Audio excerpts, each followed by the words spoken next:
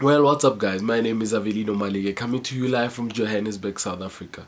I've decided to start a new topic on this channel, right? Since I'm an esports fan and my business is all about esports, it's all about gaming, it's all about the entertainment of gaming, I have decided to start a new series of some sort. We'll name this one Part 1. And yeah, it's gotta be about setting up your own esports tournament, what you need, and we'll also go into details of how to set it up, how to advertise, how to get people to actually come on board.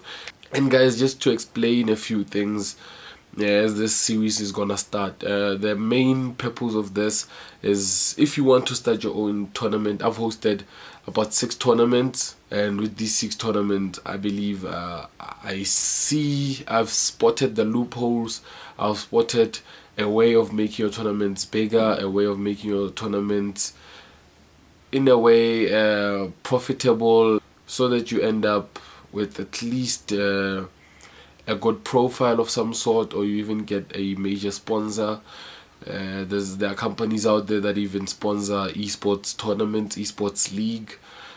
So I'm gonna start off in this episode talking about what you actually need to set up a gaming tournament. Number 1 is equipment. That's the first thing you need to get. And in terms of equipment, I'll say maybe point 1 of number 1 is the brains to the entire thing, which means the hardware, in terms of either a console, can be PlayStation or Xbox, or get yourself a computer, and a gaming computer, very good gaming computer. I prefer computers because my business is all about computers. I do custom computers. I build and sell custom computers, custom built computers. So I would say number 1 will always be computers. Or number 2 is the visual components of the hardware. So in terms of visuals, it's either using a TV, a monitor, or a projector. Depends what time it is. If it's early or if it's during the day and it's outside, a TV will be compatible. And make sure you get like an OLED, LED, or an Ultra HD TV, because they're somewhat better outside during light.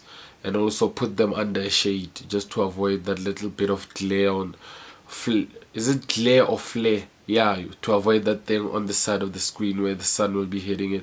If it's indoors and you can turn off the lights, close the windows, get yourself a projector. Those really come in handy. So second part is controllers. Make sure you always have controllers, and controllers that are compatible with the equipment that you're using. If you're using PlayStation 4 at the moment, there's PlayStation 4 out. PlayStation 5 is about to come out. So with PlayStation 4, make sure that it's strictly PlayStation 4, and people can actually are only allowed to come PlayStation 4 compatible controllers. With PC, the nice thing is you can get devices or softwares that can actually make PlayStation or Xbox devices compatible, controllers compatible with your computer. So that's why I also love computers. On the hardware part, that wraps it up. Number 2 is finding players and keeping time. So firstly, that will go into marketing. Mainly it will go into marketing in terms of how do you market your tournaments, what type of platforms do you use to actually market your tournaments. If you know that your target audience, the moment you know your target audience is the moment you can actually advertise directly to them. You can use Facebook advertising, Instagram, Twitter, social media, or you can print out hard copies and then just go around, put them in places whereby people actually normally come in. If you can get like a slot at your local mall, it's way better, and so forth. So it's actually dope, it's actually nice. So guys, this wraps it up for this episode. This is part 1 of, I think, a 10-part series. I want to make it like a 10-part series. Next week I'm gonna be going into detail the equipment that I recently got and the equipment I've been using, and how I'm gonna be upgrading it, and how you can maybe do the same thing to your setups, to your systems, and then maybe get better looking games. People come in there to play games on like ultra settings. Thing, guys, the reason I am so deep into components is the fact that you also have to understand that a person should not leave their house, especially if you are hosting on computers. A person should not leave their house and their own computer and come to a place whereby the computer that they'll be using is weaker than the ones they left at home. So that's something you need to consider. You need to also consider if you're gonna be using computers. For PlayStations and Xbox, it's much easier because you get them that way. You get them looking the way they are. You don't need to add aesthetics or anything to them. Accessories is just an extra that you can choose to add if you want, but it's not something that's forced for you to add. But for computers, you need high-end computers.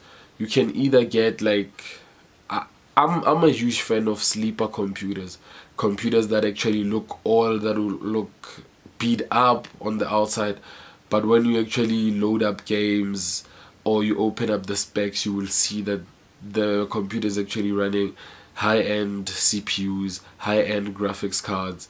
Like, it's a state-of-the-art computer. It plays AAA titles easy.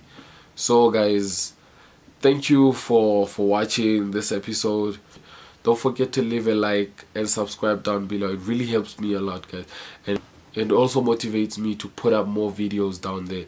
So guys, please leave a like and please subscribe. Ring the doorbell if you want to get notified when I upload videos to the channel. And big up, guys. Go out there and game.